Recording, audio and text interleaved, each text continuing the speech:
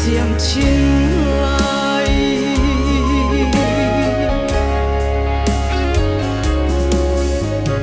tuan phong bang in phai kan dai lo han leo kan tuar mi kang le u le kan mi thi kha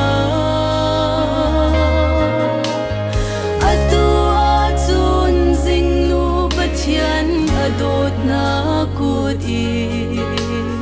kan mi thi akan ho piak chang ti chom mi ngaleng rung bang long kha le thin kha te chiat le chat I shom ti na khodo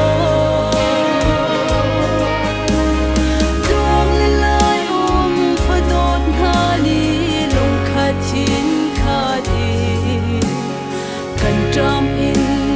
kan ser siam chin lai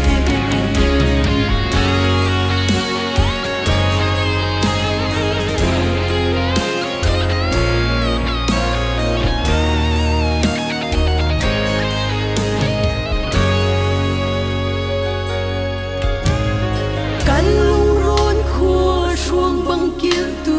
dei chia pu thang cheu lung ron khua ni kan in lam pen na long khi tum kan lung ron khua do le hun le ma a na mui kham ma chuak beng e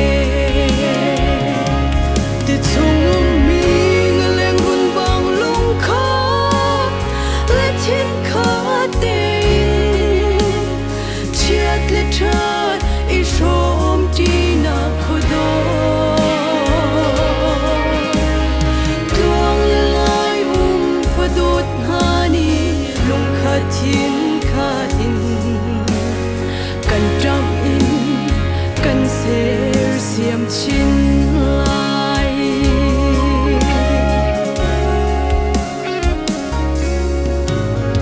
du nong khon e lung ron jam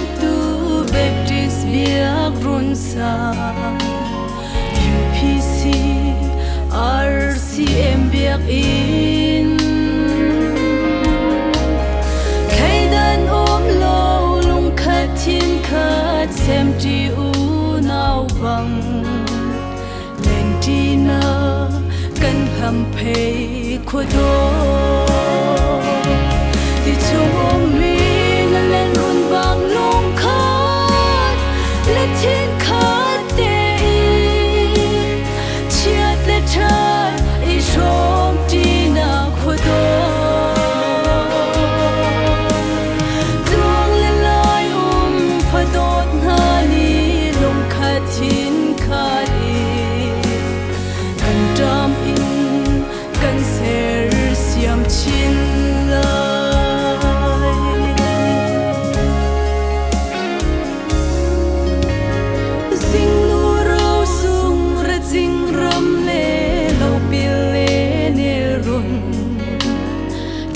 zani tilung dum dina tham phei vale desia vale tuina pui vana kan lung ron kil kam tu an si ti chung ni ngaleng run bang lung kha le thil kha le chat I shom ti na khodo tuang le lai fadot hani lung khatin khatin kan jam in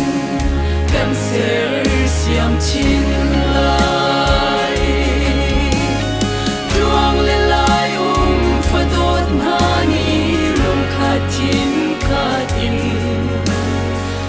jumping